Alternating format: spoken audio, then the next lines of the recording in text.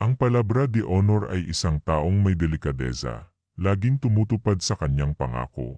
Anumang pangako niya ay sagrado, tutuparin niya ito, mangahulugan man ng malaking pagsasakripisyo.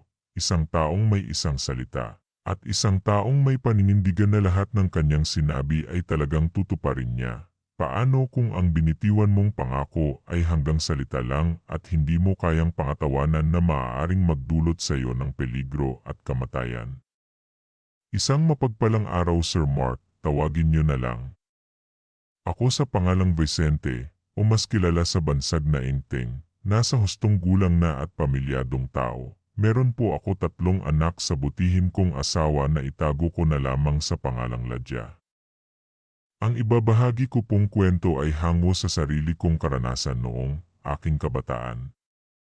Isang karanasan na may kinalaman sa hindi matahimik na kaluluwa kung saan naging saksi ako sa kanyang pagkamatay sa brutal na paraan, o di kaya'y ako mismo ang pumatay sa kanya. Hindi lang ako ang nag-iisang nakasaksi sa naganap na krimen. Bagkus 2 kami ng aking kaibigan na si Emilio, hindi rin niya tunay na pangalang. Sa katunayan po, Sir Mark, sangkot kami ni Emilio sa sinapit na kamatayan ng biktima. Bahagi kami ng grupo ng isang sindikato na dumudukot ng mga bata at kababaihan. 2010 Manila. Sa taong ito ay namamasukan ako bilang isang bugaw sa kahabaan ng estasyon ng tren sa Baclaran. Nangangalakal ako ng mga babaeng bayaran sa mga parokyanong napapadaan sa madilim na kalsada sa tapat ng mga mumurahing hotel malapit sa Libertad. Tubong Bisaya po ako, ngunit lumaki sa magulo at maingay na lungsod ng Maynila. Kwento kasi ng aking mga magulang matapos umano ako isilang sa mundo ay nagtrabaho ang aking ama sa Maynila upang matustusan ang aming pangangailangan. Maglilimang buwan pa lamang ako noong lumuwas ang aking ama sa Maynila. Namasukan ito bilang tindero sa isang malaking tindahan ng surplus ng mga yi sa Paranque. Sa mahigit 1 taong pamamasukan ng aking ama ay hindi nito nakaligtaan magpadala ng pera. Nasa ilalim kami ni nanay sa pangangalaga ni na lolo't lola bilang karamay sa buhay. Sir Mark, ani pa umano ni nanay, noong magdiwang ako para sa una kong kaarawan ay hindi umano umuwi ang aking ama. Nagpadala lang ito ng pera sa aking ina na ipaghahanda ko sa aking espesyal na araw, kinaluanan nung magdadalawang taon na ako at wala pang kamuwang-muwang sa mundo ay umuwi umano ang aking ama upang sunduin kami. Anya, doon na daw kami maninirahan sa Paranque, nangungupahan kasi ito ng bahay. Kaya simula pagkabata mula nung magkaisip ako at maunawan ang lahat ng bagay sa mundo ay namulat ako sa magulo at hindi makatarungang komunidad. Simula kasi nung mag-aral ako sa mababang paaralan, ay naispan ni tatay maghanap ng bagong trabaho. Hindi umano sapat ang kinikita nito upang buhayin kami. Kulang na kulang ang kanyang sinasahod sa mga bayarin sa bahay. Mabuti na lang kinuha siya ng kanyang matalik na kaibigan na dati niyang nakasama sa tindahan na una namang umalis sa trabaho. Sabi umano ni tatay sa aking ina ay tagahatid umano sila ng kanyang kaibigan ng mga produkto o kalakal sa Kamaynilaan. Noong unay inakala ni nanay na matino ang trabaho ni ama, dumating sa punto na bihira na lamang ito umuwi at minsan na may 1 beses lang sa 1 buwan tuwing nagagawi sa bahay. Kapag umuwi ito ay palaging may dalang malaking halaga ng pera na tuluyang nagpaginhawa sa aming buhay. Sir Mark, bali uniko hidyo ako kaya lahat ng gusto ko ay nakukuha ko, lalo't palaging paldo ang bulsa ng aking ama kahit na bihira na lamang ito umuwi. Makalipas ang ilang taon kung saan mag-aaral na ako sa sekundarya ay isang masamang balita ang bumulaga sa amin ni nanay. 2 pulis ang pumunta sa aming bahay at nagwikang, kailangan umano namin pumunta sa punerarya, doon na lamang nila ilalahad ang buong detalye. Sa tono ng pananalita ng mga pulis ay batid ng aking ina na may masamang nangyari sa aking ama. Noong makarating kami sa punerarya, nadatnan namin si tatay na isa na lamang malamig na bangkay. Marami itong tama ng bala sa katawan, at may nakabaon ding tingga sa ulo. Ani umaano ng mga pulis sa aking ina, nakainkwentro nila ang aking ama sa isinigawa nilang operasyon.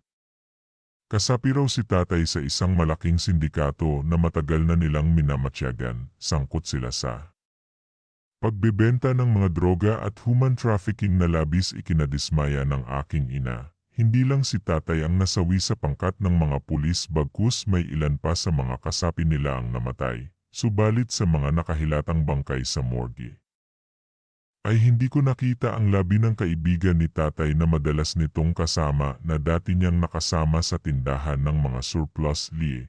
Sa pagkawala ng haligi ng aming tahanan ay malaking epekto ang naidulot nito sa aming mag-ina. Ang lahat ng salapi na itinago ni nanay ay nauwi sa mga bayarin sa bahay at mga gastusin sa aking pag-aaral. Dumating sa punto na apektuhan ang isip ng aking ina. Nagdulot ng malaking depresyon dahilan upang magbago ang takbo ng aming buhay.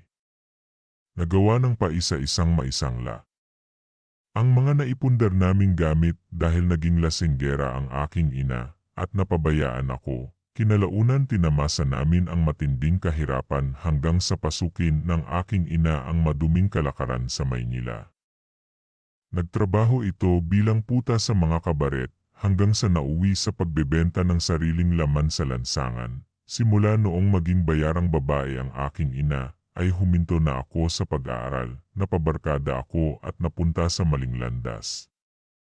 Natuto akong magbisyo hanggang sa pumasok ako sa mundo ng kalakalan ng sariling laman, naging male hooker, o gigolo ako sa isang strip club sa Pasay. Kadalasan ay nabibigay ako ng serbisyo sa mga bakla at matrona. Bilang isang male prostitute, marami akong natuklasan. Sa ganitong kalakaran, napag-alaman ko karamihan sa mga dalagang prosti ay biktima lamang ng human trafficking, mga menor de edad na ibinenta ng mga sindikato sa mga mayayamang may-ari ng mga kasa. Talamak din ang droga na mismong alagad pa ng batas ang nagsislibing protector. Minsan tuwing may client ako na bakla, o di kaya'y matandang babae sa loob ng VIP room, ay gumagamit muna kami ng droga bago magtalik.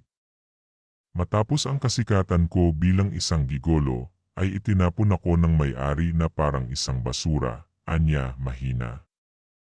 Na ang binibigay kong kita sa mga customer dahil sa paglipanan ng mga bagong gigolo, nagbago kasi ang pangangatawan ko nung malulong ako sa ipangbabawal na gamot at malaki ang ipinagbago ng aking mukha. Dahil sa mga natutunan kong maruming gawain, ay nagkaroon ako ng maraming kakilalang hooker na hindi napatok sa mga kabaret na tanging panlasangan na lang ang taglay na alindog, mga babaeng isinuka ng lipunan. Dahil marami akong kaibigang prostitute na naglipana sa kahabanan ng Ortigas, ay pinasok ko ang pagiging bugaw sa murang edad. Sa katunayaan ako ang pinakabatang bugaw na madalas magtambay sa mga delikadong eskinita.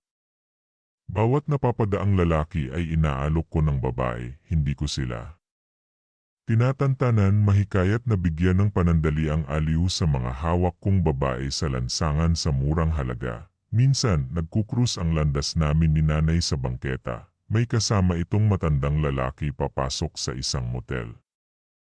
Sa pagiging bugaw ko, ay doon ko nakilala si Emilio. Si Emilio ay isang runner ng shabu.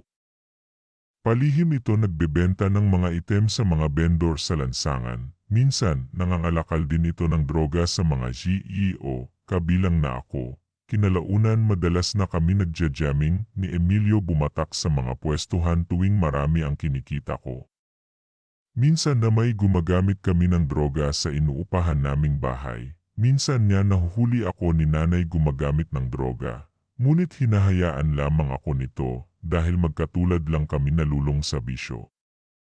Nagpalamon kami ni nanay sa maruming sistema dulot ng pagkawala ni tatay. Marahil napapaligiran kami ng masasamang tao sa lipunan kung bakit nauwi sa ganoong senaryo ang aming buhay. Sir Mark, sa mga lumipas na buwan ay nagtataka ako kung bakit bihira ko na lang makita si Emilio. At kung magkita man kami dalawa ay hindi namin pinapalampas gumamit ng ipinagbabawal na gamot. Hanggang sa isang gabi, inimbitahan ako ni Emilio mag-inuman sa kanilang bahay sa Malibay. Naninirahan ito sa ilalim ng tulay kasama ang mga kapuspalad at mga halang ang bituka na walang magawa kundi ang magnakaw, manghold up, at pumatay ng tao. Pagdating namin sa kanilang lugar ay hindi naman kami pumunta sa kanilang bahay. Bagkus pumasok kasi sa isang malaking lumang gusali pagpasok namin sa bahay. Nayon, bumungad sa akin ang ilang kalalakihan na tahimik nagpupulong habang nag-inuman. Sa pagkakatanda ko noon, Sir Mark, 4 silang maskuladong lalaki. Nakapatong din sa ibabaw ng lamesa ang ilang maiksing baril na labis kong ikinatakot. Noong unay naisip ko na baka mga pulis ang mga ito. Mabuti naman at dumating ka na, Emilio. Kanina ka pa namin hinihintay. Siya ba ang sinasabi mong kaibigan na balak mong isali sa grupo? Usis ang tanong ng isang lalaking namumuno sa pangkat. Tumango lang si Emilio at nagwika na huwag akong matakot. Anito, isasali niya umano ako sa gagawin nilang operasyon na hindi ko lubos maunawaan. Nang makaupo ako sa mesa, ay binigyan ako ng kanilang leader ng isang bote ng alak bago nagpaliwanag na may magaganap na operasyon kinabukasan ng hapon. Dumating sa punto na sinabi nito na hawak sila ng isang malaking sindikato, ang totoong namumuno umano sa kanila at nagbabayad ng malaking halaga sa bawat pagkilos ay isang national Chinese na doktor. Ang nasabing doktor ay konektado sa black market. Hinikayat nila ako ng malaking halaga kapalit sa gagawin naming operasyon, ang magkidnap ng mga estudyante upang kunin ang mga mahalagang organ. Hindi ko lubos akalain na makakapasok ako sa sindikato ng mga organ trafficking, pinaliwang nila sa akin. Kung ano ang mga dapat gawin, oras umano na isa ang matimbog sa amin ay kailangan maging tikom ang bibig. Kailangan manatiling lihim ang pangalan ng pinuno ng sindikato, hindi lang umano ang doktor na Chines ang nagsisilbing big boss. Bagkus may mga kasabwat pa ito na malalaking tao. Oras na kumanta kami ay kapalit ito ng aming buhay, maging sa kulungan ay kayang-kaya kami ipapatay. Ngunit huwag daw ako mag-alala sapagkat hindi umano papalya ang aming operasyon. May target na silang binabantayan sa isang mataas na paaralan sa horizon. Dagdag pa ni Emilio, may mayamang klinyente ang aming boss na doktor na nangangailangan ng organ sa gagawing transplant sa ibang bansa. Makilala ko umano ang insik na doktor oras na madukot namin. Ang dalawang estudyang babae na palihim nilang minamatyagan sa labas ng nasabing eskwelahan. Hihintayin umano kami ng doktor sa isang pribadong gusali sa rekto. Sir Mark, tinanggap ko ang kanilang alok bilang bago nilang miyembro. Sino ba namang tao ang makakatatanggi sa malaking halaga ng pera sa isang transaksyon? Bagamat kahit isa akong maruming lalaki at nalulong sa droga, ay ni minsan hindi ko pa naranasan pumatay ng tao. Naisip ko na baka ito na ang susi upang makawala kami ni nanay sa nakakadiring kalakaran ng laman at baka maitama pa namin ang mga pagkakamali upang magsimula ng bagong buhay. Sabalit hindi ko inaasahan na sa gagawin naming operasyon ay mararanasan ko ang kagimbal-gimbal na pangyayari. Na kung saan tutugisin ako ng sarili kong konsensya at isang kaluluwang hindi matahimik na binigyan ko ng isang pangako. Kinabukasan ng hapon, 6 kaming katao na pumunta sa nasabing paaralan lulan ng malaking sasakyan. Bukod sa mga baril naming dala, ay meron din sa loob ng van ng isang kemikal na ginagamit sa mga dudukotin na inilalagay sa tela para pantakip sa ilong ng biktima para patulugin ito. Habang nakaparada ang aming dalang sasakyan malapit sa eskwelahan ay hindi ako mapalagay, puno ng kaba ang aking dibdib na tila pinagpapawisan ako ng malagkit. Hindi ko alam kung sino ang target, basta ang alam ko susunod na lang ako sa alon kung ano ang kahihinatnan ng aming gagawin, Vicente. Ang dalawang babaeng yan na papalabas ng gate ang target natin, maglalakad sila pauwi sa kanilang bahay. Alam na namin kung saan sila liliko, basta pag nasa eskinita na sila na walang masyadong mga tao samantalahin nyo ni Emilio ang pagkakataon. Maliwanag ba? Wika ng aming leader, tumango lang kami ni Emilio habang nakamasid sa dalawang dalaginding na masayang nagkukwentuhan habang naglalakad. Noong paliko na ang dalawang estudyante sa isang makipot na daan ay biglang inihinto ng driver ang van sa tapat ng nasabing kalsada upang harangaan ang daan. Dagli kami ni Emilio lumabas ng van at haras na kinaladkad ang dalawang babae sa loob ng sasakyan. Habang nagpupumiglas ang mga bihag sa pagkakahawak namin ay dali-daling tinakpan ng panyo na may halong kemikal ang bibig ng dalawang dalaga kasabay ng pagkawala ng kanilang malay. Sir Mark, habang walang malay ang dalawang babae ay naging mapusok ang mga kasama namin ni Emilio, nagawa nilang hipuan sa maselang bahagi ng katawan ang dalawang inosenteng dalagita. Nagwika pa nga ang aming leader na gagalawin muna namin ang mga ito bago sumailalim sa operasyon, basta huwag lamang sasaktan upang hindi maapektuhan ang mga organ. Bagamat hindi ko nagustuhan ang kanilang balak, lalo't magiging malagim ang sasapitin nilang kamatayan. Makalipas ang mahigit kalahating oras na bayahe, ay binabagtas na namin ang abalang kalsada sa Calao malapit sa monumento ni Andres Bonifacio. Medyo mabagal na ang pag-usad ng mga sasakyan sanhi ng makapal na trapiko. Ilang saglit pa'y nagkamalay na ang dalawang babae na puno ng takot ang kanilang mga mukha. Nagtangka pa ang sumigaw ang isang dalaga, subalit mabilis na tinakpan ang kanyang bibig hanggang sa nilagyan ng basahan. Lumipas pa ang ilang minuto ay nakarating na kami sa rekto. Lumiko kami sa bandang lumang sinehan at nagpasikot-sikot sa ilang eskinita. Dumating na nga sa punto na pumasok kasi sa isang parking lot sa ilalim ng malaking gusali na tila nagmistulang abandona dahil sa kalumaan nito. Nakasulat sa tapat gusali ang isang pangalan na hango sa salita ng insect na hindi ko maintindihan. Mayroong 3 palapag ang nasabing gusali at maraming pasilyo na parang dating apartment. Sir Mark, noong maiparada ang sasakyan, ay malaya kaming nakakakilos sa pilitan namin. Kinaladkad ang dalawang dalaga patungo sa ikalawang palapag. Walang katao-tao na animoy parang haunted house. Maraming adyo at sira na ang mga kisem. Sa kalagitnaan ng gusali sa ikalawang palapag ay pumasok kami sa isang silid at doon namin ikinulong ang dalawang babae. Sa kabilang kwarto na may naroon ang operating room ng nasabing doktor, isinama ako ng aming leader pumunta sa kabilang silid upang ipakilala sa insik na nagsisilbi naming big boss at nagbabayad sa ginawa naming kahayupan.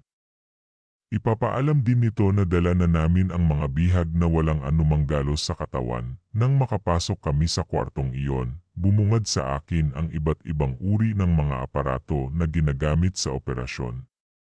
May malaking freezer kung saan nakaimbak ang mga ice cube na nakalagay sa malinis na plastic transparent.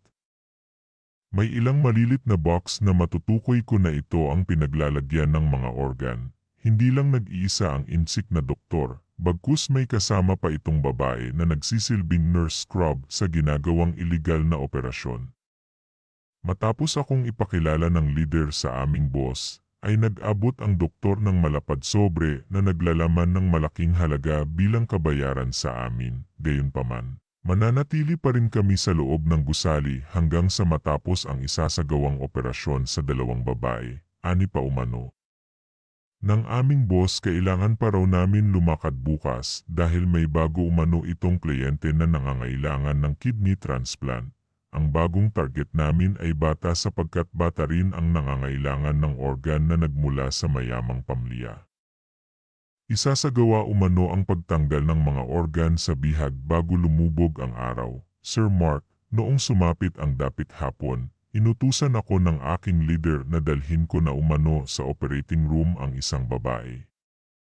Sinuri muna ng doktor ang mga organ kung walang diferensya ang mga lamang loob bago hiniwa ang sikmura. Malinaw kung natunghayan kung paano maingat na kinuha ng doktor ang puso at kidney ng biktima bago inilagay sa ibabaw ng durog na yelo. Pati ang mga mata ng dalaga ay hindi nakaligtas sa kamay ng doktor. Sinadyang ipinakita sa akin ng boss ang ginawa niyang operasyon dahil bago ako sa kanilang grupo. Halos makapigil hininga ang mga nasaksihan ko na tila gusto ng bumaliktad ng aking sikmura. Pinigilan ko rin na huwag masuka. Matapos ang operasyon, at mailagay sa malilit na ice chest ang mga organ, ay inutusan ako ng doktor na linisin ang kalat. Anito, pagpira-pirasuhin ko umano ang bangkay ng dalaga bago itapon sa safety tank na naroon mismo sa loob ng nasabing gusali. Sir Mark, binalot ako ng matinding hilakbot habang nilalagari ko ang bawat parte ng katawan ng babae. Halos mapaluha pa nga ako sapagkat binabagabag ako ng aking konsensya. Boss, natapos ko na ang pinapagawa mo. Naitapon ko na sa safety tank ang bangkay, dadalhin ko na ba rito ang isa pang bihag, wika at tanong ko sa doktor. Pilit kong pinapakalma ang aking sarili kahit nanginginig ang buong katawan, naawa kasi ako sa sinapit ng biktima.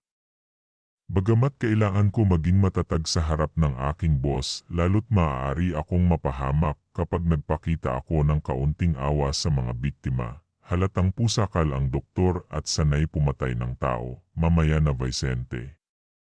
Kailangan ko muna magpahinga bago muli magsagawa ng operasyon. Tugon naman ng doktor na tila bali-bali magtagalog, Sir Mark, agad naman ako lumabas sa operating room at pumunta sa kabilang silid. Pagbukas ko pa lang ng dahon ng pinto ay inabutan ko na walang awang ginagahasa ng mga kasama ko ang dalaga.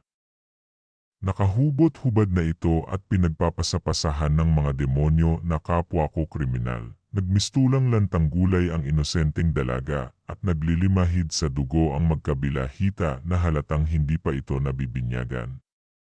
Pati si Emilio ay walang awang nilapastanganan ang bihag. Tamang-tama, nandito ka na Vicente. Bakit hindi ka muna mag-enjoy? Pagkatapos namin pagsawaan ang babaeng ito, paligayahin mo rin ang sarili. Bihira lang makadala ng ganitong kabatang babae, sambit ng aming leader na.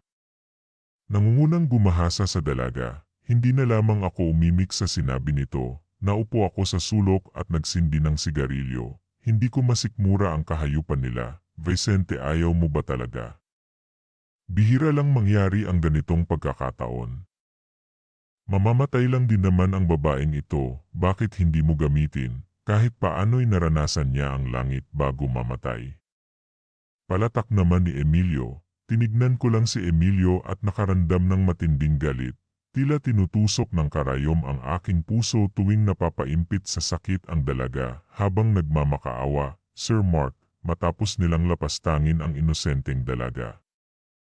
Ay iniwan nila itong nakahilata sa sahig na parang basang sisiw. Mabilis na sinuot ng mga kasama ko ang kanilang mga pantalon at nagpaalam sa akin na doon muna silang lahat sa basement. Anilay, bibili sila ng alak para uminom sa lobby.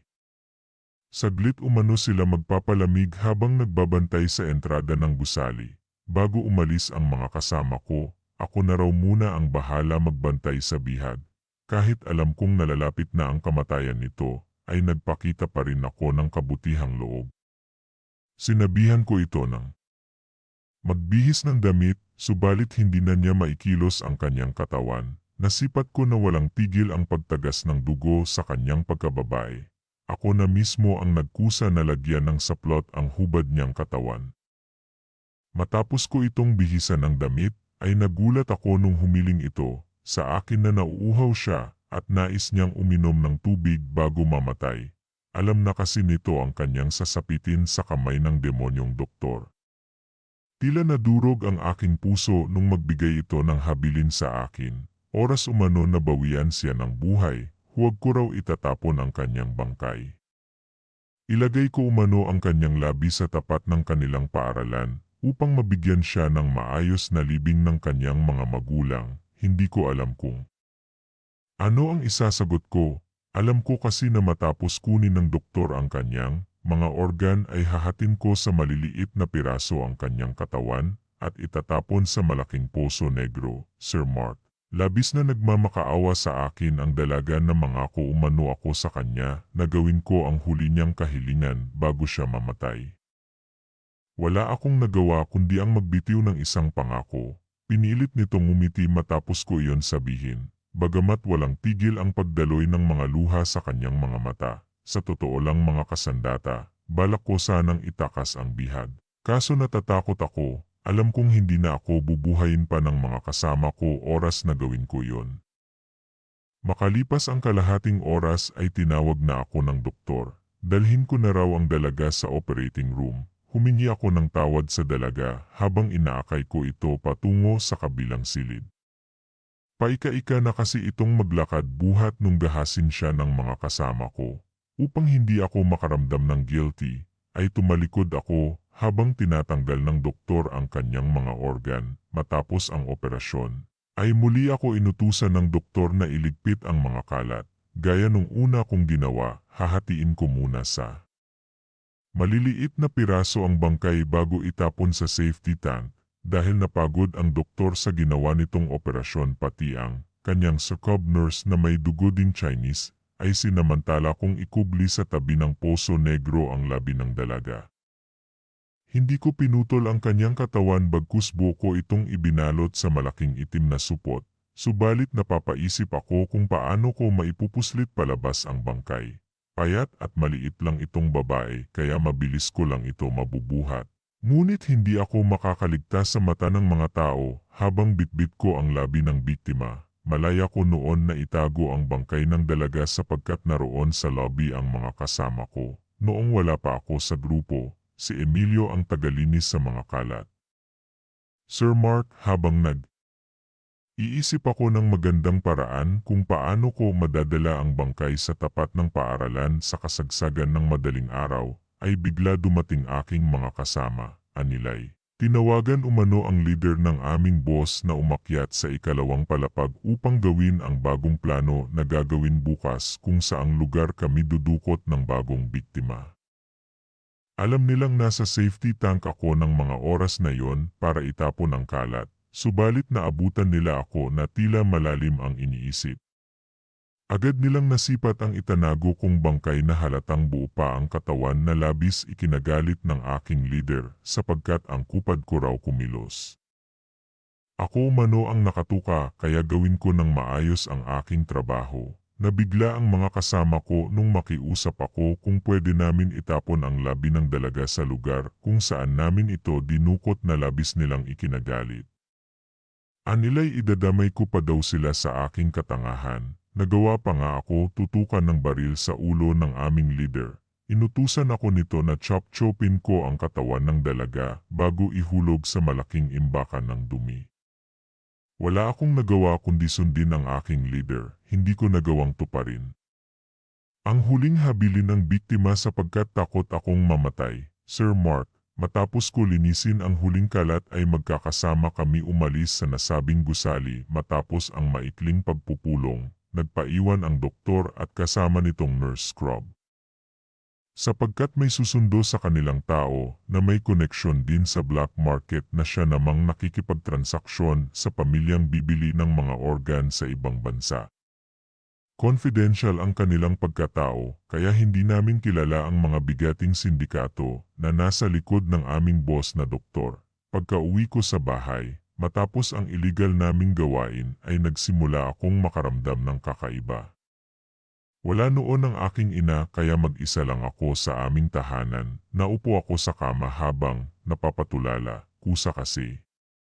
Nagbabalik tanaw ang mga nangyari kanina sa loob ng operating room at kung paano ko katayin ang katawan ng dalawang babae. Dumating na nga sa punto na bigla na lang may bubulong sa aking isipan. Noong una'y naisip ko na dala lang ito ng matinding pagod. Sinubukan kong maligo upang maibsan ang aking pagkabalisa. Habang nasa loob ako ng banyo, ay nagsisimula ng magpatay-sindi ang ilaw habang patuloy na may bumubulong sa aking isipan. Pamilyar sa akin ang tinig.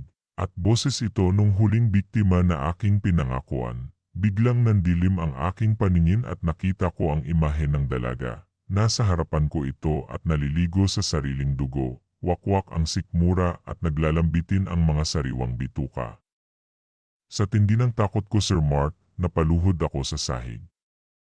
Habang inaalog ang ulo, tila ang malamig na boses na nagmula sa hukay ay labis na nagdudulot ng sakit sa aking katawan. Nangingilo ang aking mga ngipin at pakiramdam ko hinahalukay ang aking sikmura.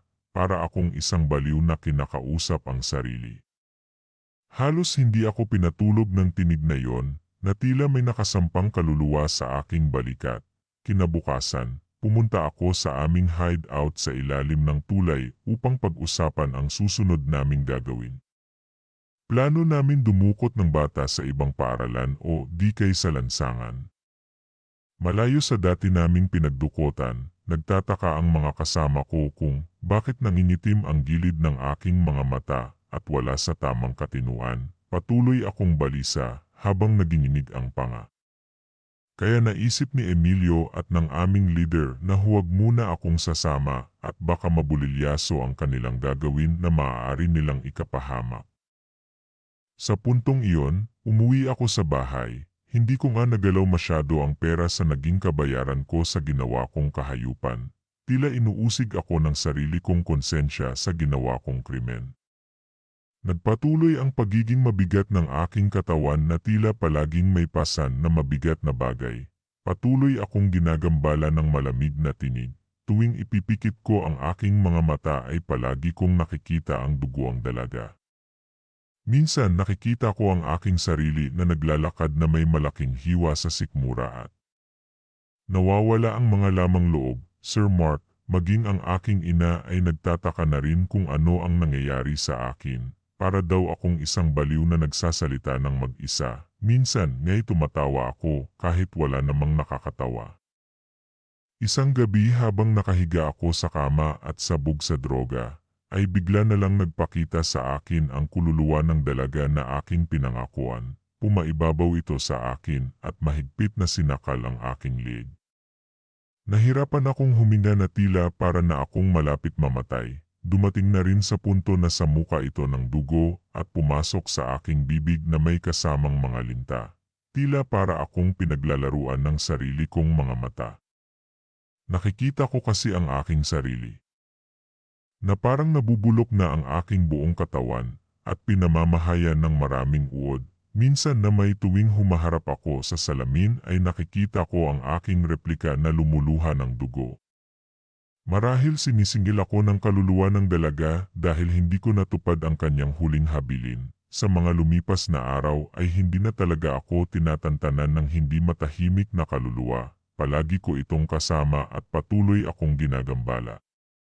Napagtanto ko na marahil ito ang naging kabayaran ko sa mga nagawa kong kasalanan at sinisingil na ako ng sariling karma. Patuloy akong inuusig ng madilim kong kahapon na may kinalamaan sa isinumpaang pangako sa babaeng nakikita na ang nalalapit na kamatayan. Napagtanto ko rin na patuloy naghihiganti sa akin ang kululuwa ng dalagita. Dahil sa hindi ko pagtupad sa aking binitiwang palabra de honor, ito ay sumpa ng buhay at kamatayan. Sa hindi malaman na dahilan, ay kusang loob ako sumuko sa mga pulis. Isiniwalat ko sa kanila ang ginawang kahayupan ng mga sindikato sa sinalihan kong grupo. Lahat ng pangalan na sangkot sa organ trafficking ay ibinunyag ko. Pati ang aming hideout at lumang gusali kung saan isinisagawa ng doktor ang pagkitil sa buhay ng mga inosenteng babae upang kunin ang mga organ na ibinebenta sa mga mayayamang pamilya. Nakulong ako ng ilang taon. Pati sa bilangguan ay hindi pa rin ako nilulubayan ng kaluluwa ng dalaga. Noong masakote ng mga pulis ang mga kasama ko sa sindikato, ay nanlaban ang mga ito. Ang ilan sa kanila ay namatay at ang ilan na may dumiritso sa bilibid, habang ako naman ay nakabilanggo sa himpilan sa Malibay. Bumaba ang sentensya ko dahil sa pagsuplong ko sa mga pulis. Nahuli ang doktor sa isinagawang entrapment operation ng mga kapulisan. Bagamat talamak pa rin ang ganitong kalakaran ng ibang mga sindikato sapagkat malaki ang kita sa ganitong gawain. Tuwing gabi habang nakahiga ako sa malamig na selda, ay palagi akong humihingi ng tawad sa kaluluwa ng dalaga. Batid ko kasi na nandito lang ito sa aking tabi. Kinalaunan, naging magaan ang aking pakiramdam at nakita ko sa aking panaginip ang maaliwas. Namukha ng dalaga na tila pinatawad na ako nito. Makalipas ang ilang taon ng aking pagkakabilanggo ay tuluyan na akong nakalaya. Namuhay akong mag-isa sapagkat tuluyan na akong iniwan ng aking ina buhat nung makulong ako. Wala akong natatandaan na dinalaw ko nito sa kulungan. Nagpalamon kasi ang aking ina sa droga at tuluyang nabaliw. Nagpagalagala ito sa bangketa habang nasa piitan ako, hanggang sanbalitaan ko na lamang na nasawi ito sa isang aksidente. Nasagaan umano ito habang tumatawid sa highway sa bahaging Ortigas. Sa aking pag-isa, itinuwid ko ang aking sarili. Naghanap ako ng maayos na trabaho at lumaban ng patas. Namasukan ako bilang tindero sa prutasan sa Baklaran, hanggang sa makilala ko si Lydia. Ang babaeng nagbigay sa akin ng sapat dahilan upang makalimutan ko ang masalimuot na kahapon. Bumuo ako ng sariling pamilya at itinama ang mga pagkakamali sa nakaraan. Namuhay ako ng tahimik kasama ang aking asawa at mga anak. Hanggang dito na lamang po ang aking kwento, Sir Mark. Naway magsilbing aral ito sa mga taong nakarinig ng aking istorya. Lubos na gumagalang, ang inyong masungid na taga-subaybay, Vicente ng Maynila.